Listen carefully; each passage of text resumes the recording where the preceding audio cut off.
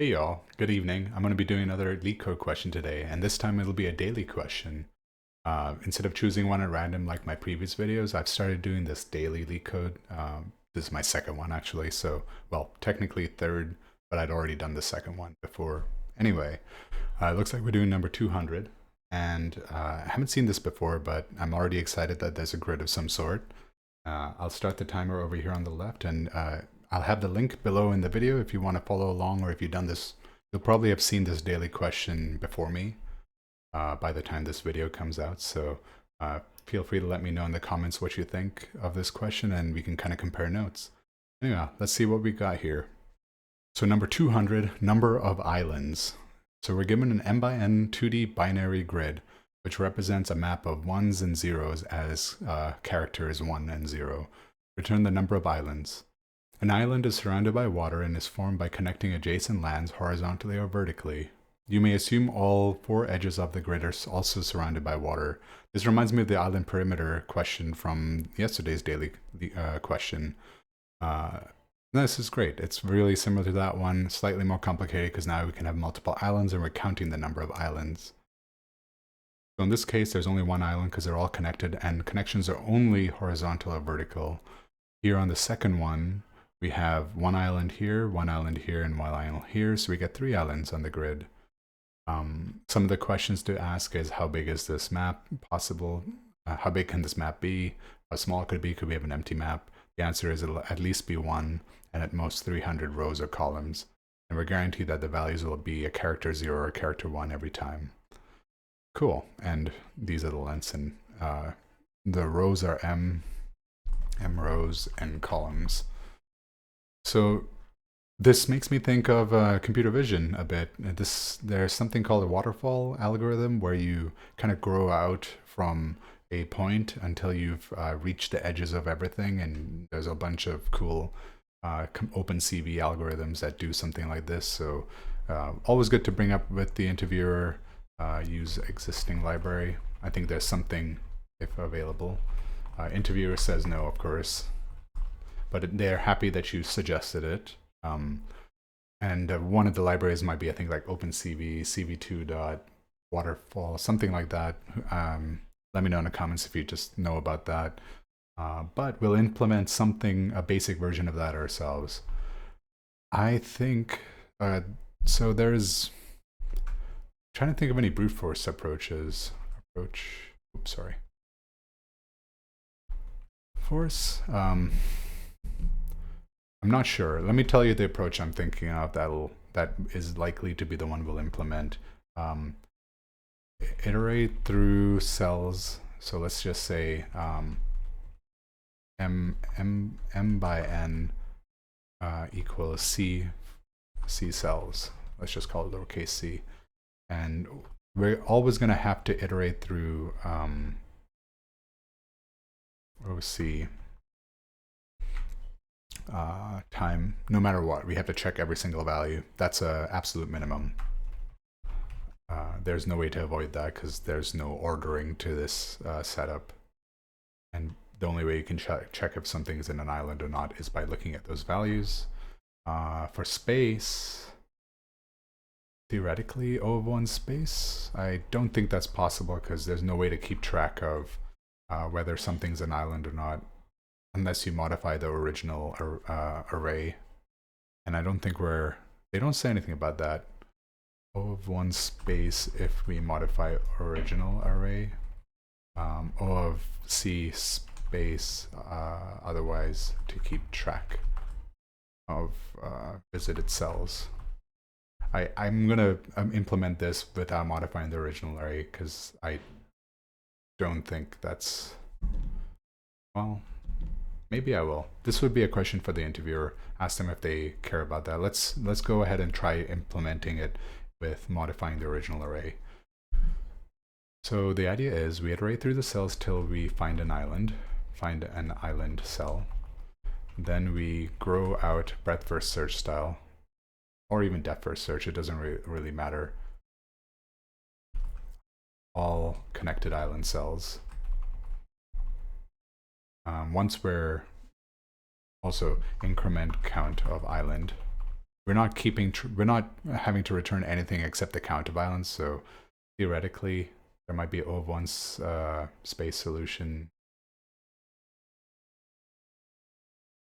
Yeah. Okay. Increment the count of island once. Increment count of island. Then we grow out all connect cells and null them out, or turn them to water. And continue till we reach the end, the grid. And that's generally the whole process. This idea of growing out breadth first search style, we don't have to worry about any sort of, I guess one could argue that, no, you're still going to end up seeing O of C cells in big O. Like it might be a multiple of that, like 2C or 3C or 4C for 4 neighbors, but it's still O of C in time and O of C space. So let's go ahead and do that. I think, I'm trying to think of any other approaches that might help us here.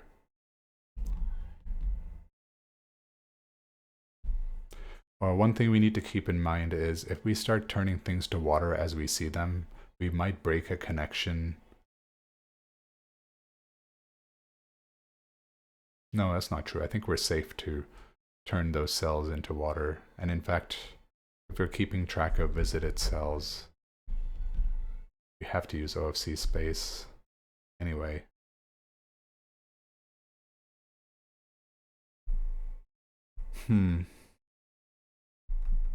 Okay, so let's just kind of keep going along this line.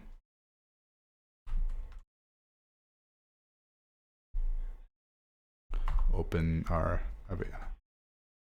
to go equals, we'll call this, we'll use a dequeue just so we have a order. I think let's call it collections import dequeue. I think with Leetcode they allow you to import from collections is already implemented, but we'll go ahead and use this anyway. And this just allows us to pop from the left and rather than the right, though technically you could just use a list stack approach here, but we'll start with this dequeue and we'll initialize it with the first value and grid 0, 0 first cell start. Or actually we don't even have to do that. For I in range M, for J in range N, every cell. All right. If ij is not in visited, or if it is in visited, we continue.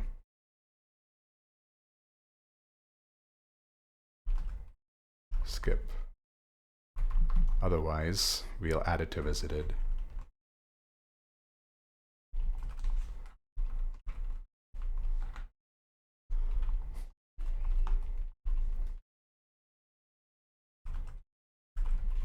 And then add neighbors and actually we also just need to check if water continue. Grid of I, J equals water.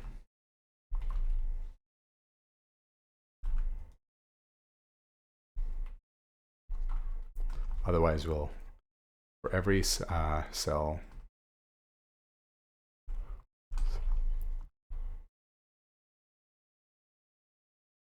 we add that cell to visited because we've seen it. Now add neighbors that are islands to it. So we'll create a function to do that, or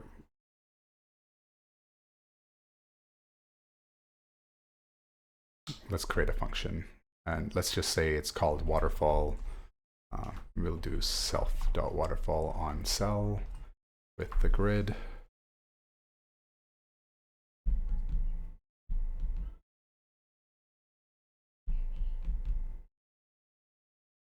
Actually, we'll create a subfunction to do that. That way we can modify the visited and to go directly. Sorry if I'm not talking out loud. And we also want to increment the island count. we haven't created that yet, so let's create that variable right here. We waterfall the cell, replace all island cells with water, and then finally at the end we are done, we return island count. And that's the general gist of this logic. So now let's make sure this makes sense before we go any further. This will be a O of nm was O of c, ideal time iteration.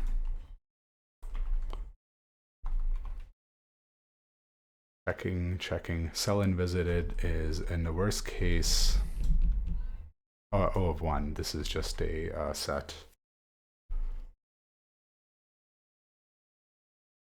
Amortized, of course.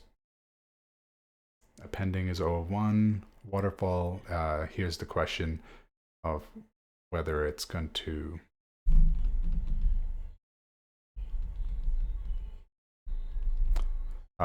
it's still going to end up being O of nm because you're iterating over cells and turning them to water cells and removing them, turning them to water cells so they're no longer going to be iterated on, essentially, except for one time. You aren't going to have to worry about waterfalling over cells multiple times. So in the end, we still have our O of nm time complexity. Okay, good enough. I think this should work. So let's try implementing this waterfall algorithm. So what we want is to pass in the cell, and that's going to be a list of int. In fact, it could be a tuple. No argument, no reason not to make it a tuple. That way it'll actually have to be a tuple because I think sets require immutable values that go inside of them. So we'll convert that to a tuple, and that's all it takes.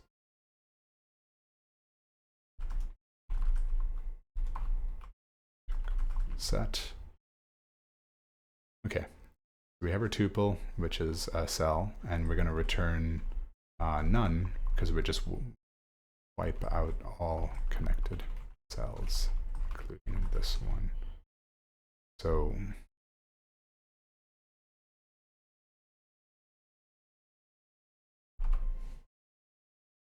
let's keep this up here.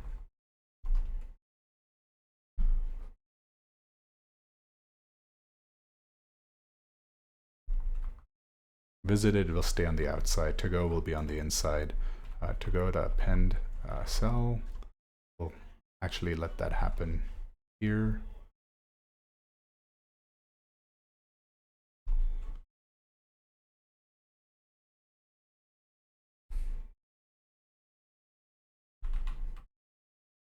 And now we will add all neighbors.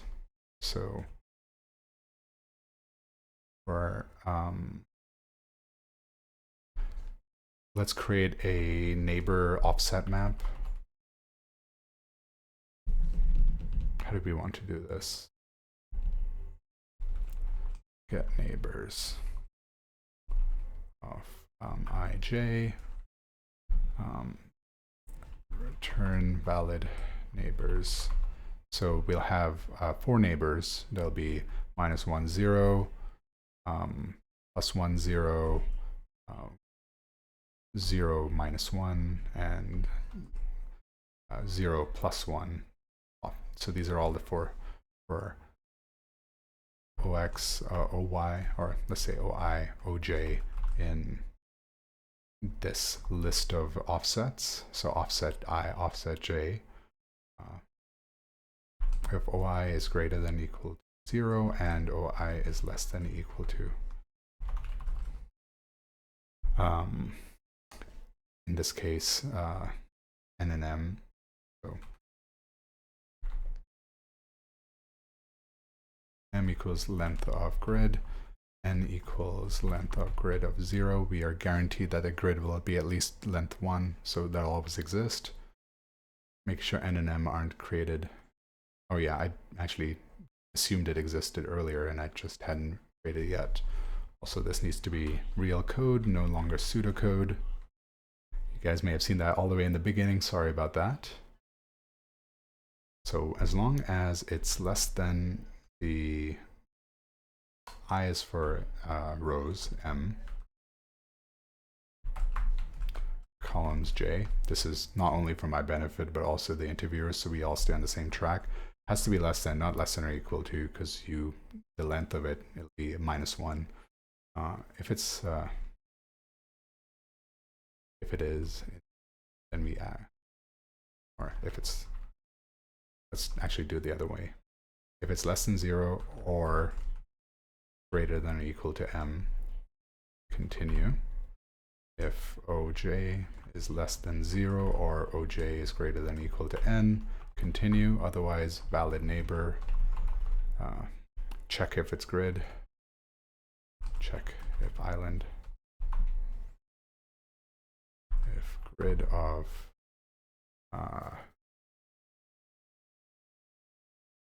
I plus oi, j plus oj equals 1, then we add that.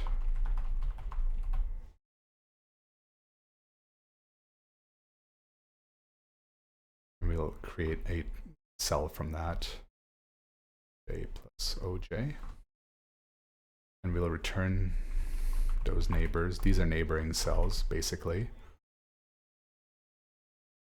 Now, inside our waterfall,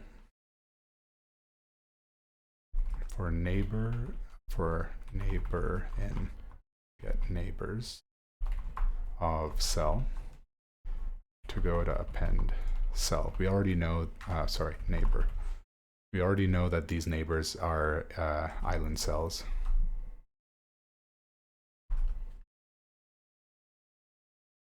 And then while to go is not empty. We're going to keep adding these neighbors. We're going to be popping the current cell.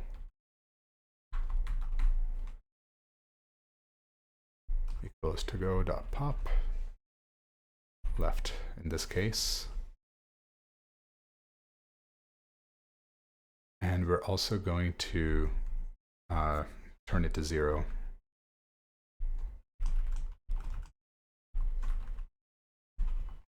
This grid value into water. Grid of cur I 0, cur 1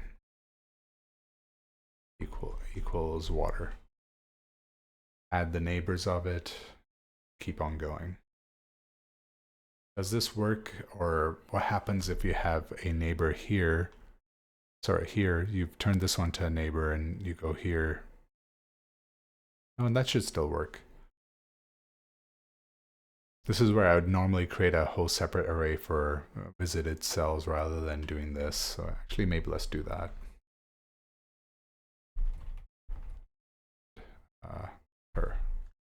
Maybe that's easier, but then we don't even have to change anything.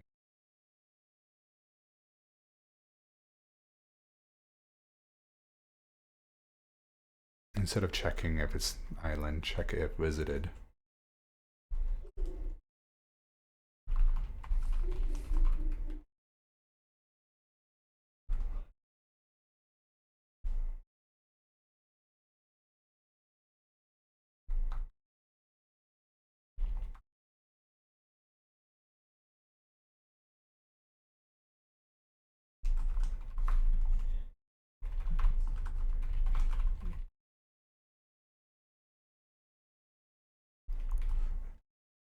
Yeah, we don't need to check any visited cell again. So instead of actually changing them to water, we don't need to do that. We just add to visited, and then we won't be looking at it again. And that way we avoid having to iterate over cells more than once, essentially. My worry there was like if you made this cell visited before this cell was able to see it, but once you make it visited, you've already added it to the list of neighbors that you're going to look at. Okay. So we've added visited, we're going through all of them. You don't even have to turn them into neighbors, because you don't have to turn them to water. You just have to make sure it's been visited already. Then when you're looking at a future cell that's an island cell, you don't have to, if it's already in the visited, you're not going to count it again. Okay, let's try this and see how it does. I don't want to spend too much time. Runtime error. Invalid syntax. Oh, right. Invisited. Apologies.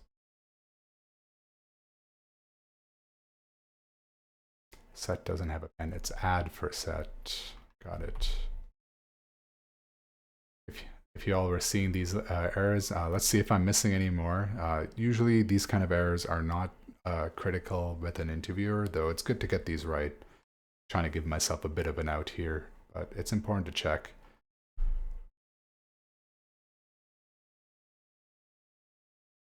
That one's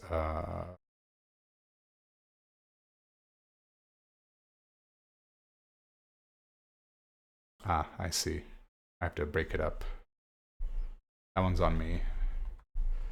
These are all on me, actually. It's important to check your work. Let's have a quick look and see what else there is. I was going a little bit fast and rough and tumble here, so that's part of why we're getting quite a lot of these syntax errors. Get neighbors, passed in. I think we should be okay here. This should be all right. Let's try. This is where NumPy and Python list are coming back to bite me. You need to keep them as separate access points when you're doing a list of lists. You can't do comma. Let's see if I made that mistake anywhere else. Safe there, there. I think that's the only spot. If you're seeing it and I'm not, sorry about that. You're not shouting too loud in the comments there.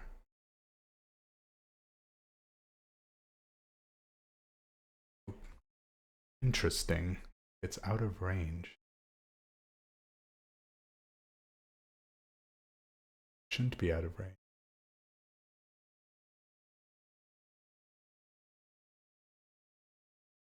Okay, look. Our code. The reason I didn't think it would be out of range is because we have to check the cell value, not the actual offset. That's quite silly of me. Well, that we can at least fix right here.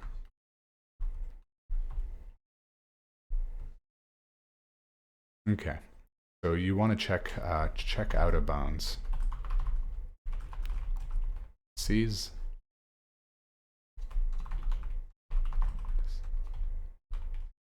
All this, keep that as is, our neighbor cell. Yeah, that's a little bit easier to read.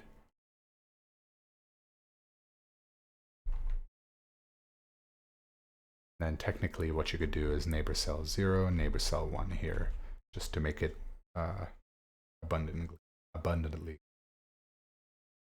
We could even pull this out into a separate, rather not.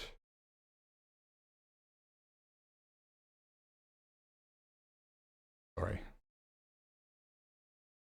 How are we doing on time? 23 minutes? Okay, not too bad.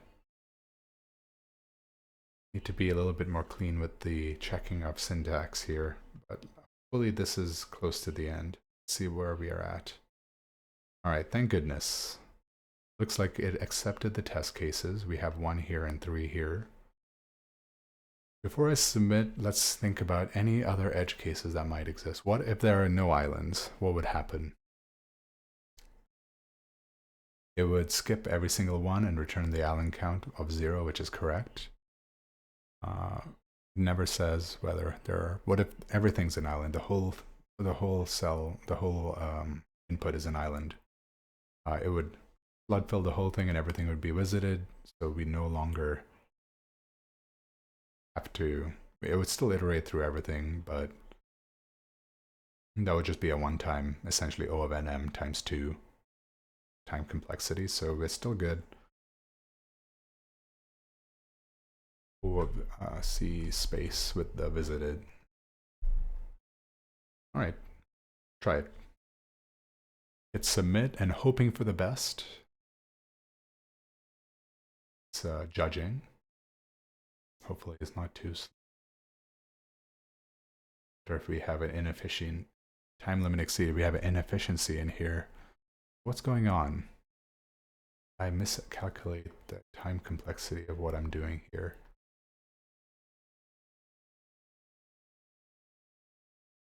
It's very possible to have expected that though. Yeah, we have a relatively small grid. Interesting. What does this look like? Let's actually pull this out. So mostly an island. That's kind of what we were talking about with our edge case. I don't see a problem with this. That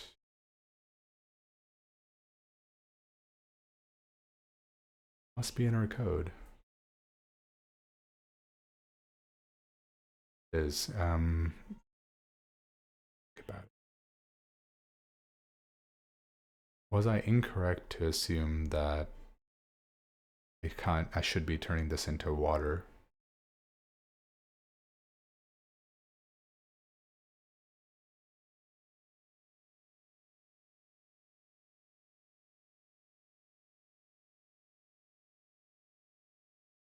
So get neighbors is using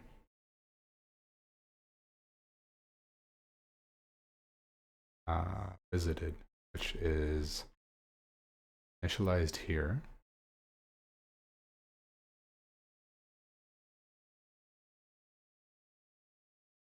We only visit it once we have popped it from this list.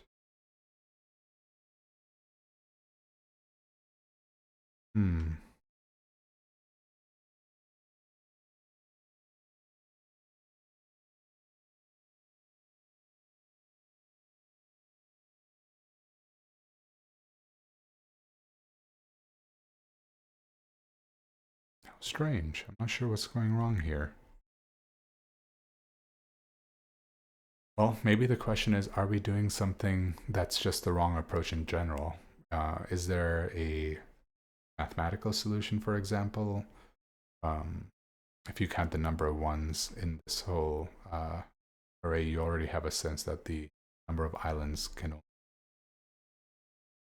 some subset of that. That's one option. Another is you could grow out horizontally all the connected cells and build all the, I mean, that's virtually the same as this get neighbors and waterfall approach. I'm not sure what's wrong with that. The only thing I can think of is the waterfall to go resets to queue.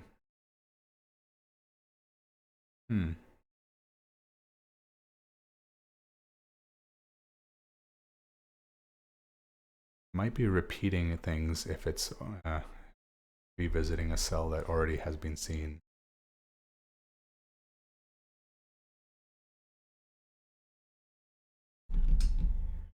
I don't think that's what it is, but it might be. So here's what I'm thinking. Like, let's say you're here, you've added this neighbor, this neighbor, this neighbor, and then this one gets to this one, and it gets there before, it gets here before this one's been seen. So then this one adds this neighbor again. So we get 4 times as many.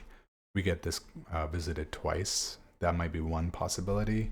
Turning it to water and checking if it's water is one way you'd avoid doing this, because then the get neighbor cell will be checking if it's a 1 or not. So one way we can get around this is if current visited continue already seen. That might be one way we go about this. Run it on the test case. Oh, add the test case too.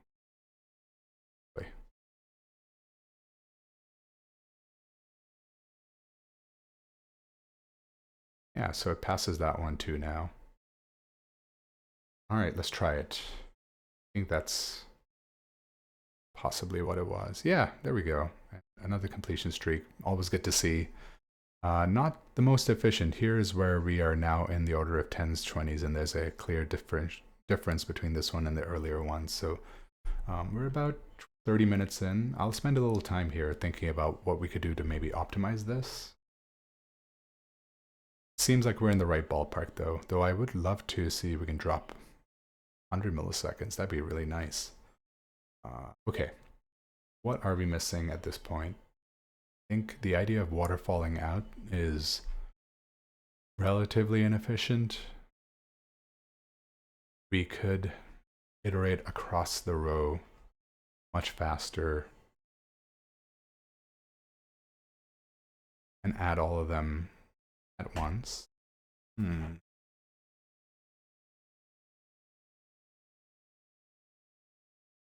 Turning the array into integers might be a valid option too. I'm not sure if that makes much faster. Integer compared to string compare might be slightly faster, for example.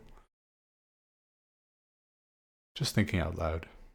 Happy to see we got to a solution though.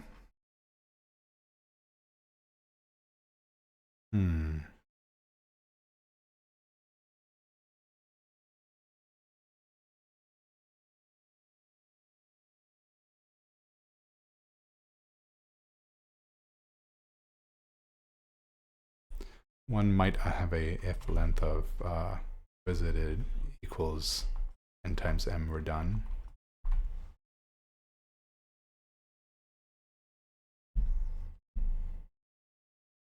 We could do a another idea was get all cells equals like ij for m for j in range n if grid of I j equals 1, something like that to kind of, or equals 1. That way the cell iteration doesn't go over every single zero more than once.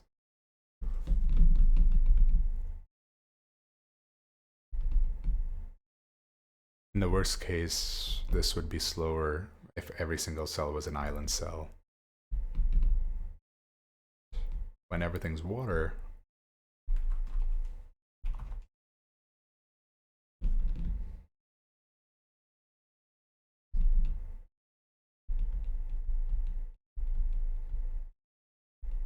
actually, I kind of like that idea. So here's what I'm thinking.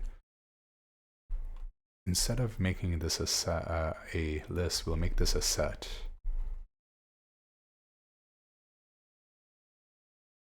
Generating this as O of nm to time O of nm space, sorry, O of, well, worst case nm space to build this set of island cells. And we can actually, we want the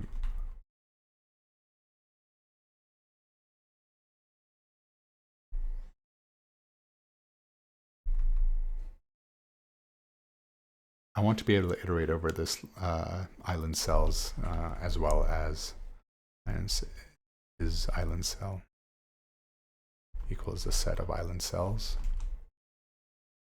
And now the idea is for cell in island cells, we're only checking island cells now. We no longer have to do that. Let's do the same waterfall thing. Let's keep that away. We're now trading time complexity for space complexity, because I think time complexity is more important at this point. By using up more space, we can take advantage of checks that use these things. So I'd like to push this up here. Oh, sorry, let's put this up here.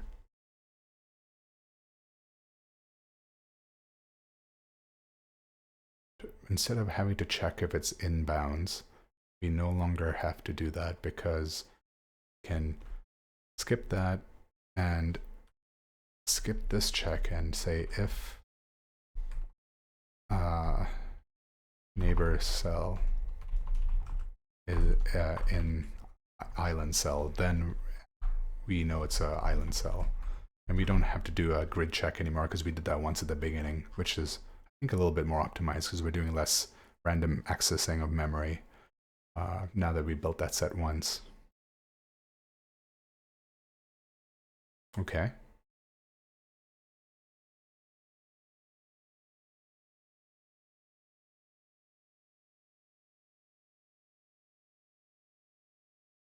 Might be the only changes so far. make this there. Let's try it on our test cases first. I'd expect this to be quite a bit. Oh, don't have an error, of course. Line 19. And hopefully y'all can still see it good. Why is this? Oh, we have extra parenthesis that is unneeded. Try that again. Cool, passes our test cases. So let's try again and see where we're at. So initially we were at 259 milliseconds, and I'm hoping this will be a lot faster. I hope it also passes. Okay. No, it's not faster. That's tragic. I will admit I do like how this looks though. It feels a little bit cleaner. Well, too bad.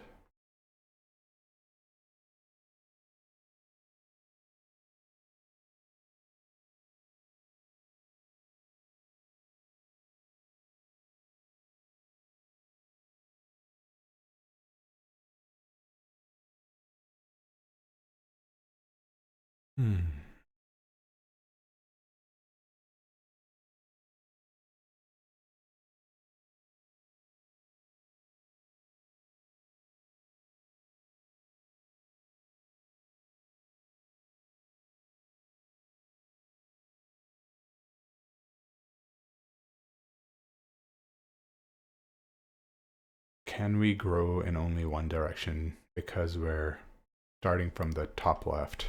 That's another idea. Do we need to check left and up, back, up the rows if we're coming from there? So here's what I'm thinking. We're always starting from the first row. So there's never going to be a case where like you reach this one, but you haven't seen the one before it. So I don't think we actually need to check all the neighbors above and below.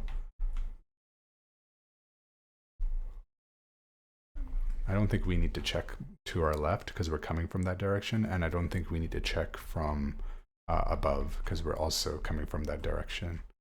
So we just have two neighbors to check. Is that true? I sure hope so.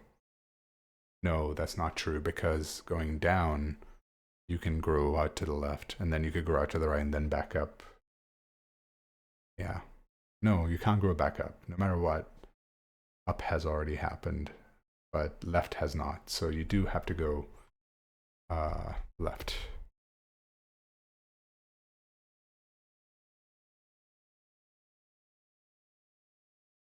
But we'll check that last because it tends to not happen. Maybe not. Maybe not. Oh, this is the rows. I want to change the column. There.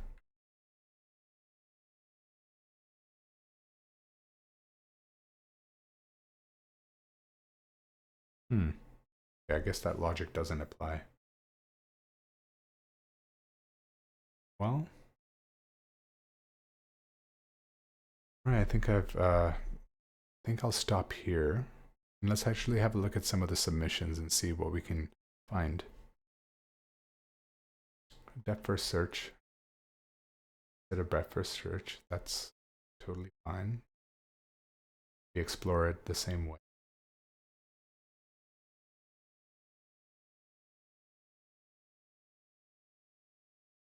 I think it's nice that it ends early, the explore, and it does set it to 0. That might be the thing that we need to do here instead of creating a whole new arrays.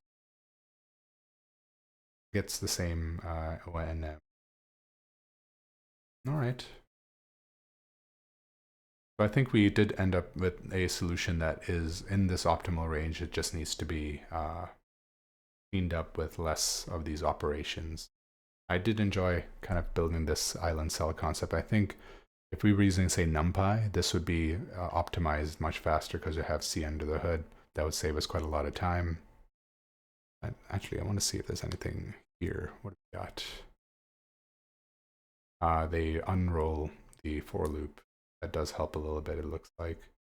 I think a key point here is that they kind of keep it all within one function as well.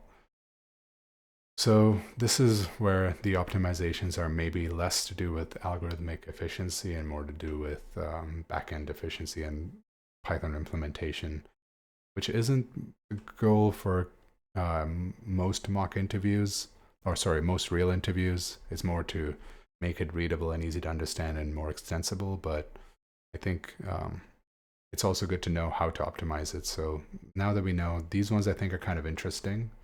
I think the idea of unrolling this neighbor cell option is also interesting. We can clean up this code a little bit, or keep it. It sounds like that works just fine. Let me know what you think in the comments. If there's anything else I'm missing that might optimize this a lot more, I'd love to hear it. Otherwise, it was a pretty interesting question. Thanks for watching, and see you all next time.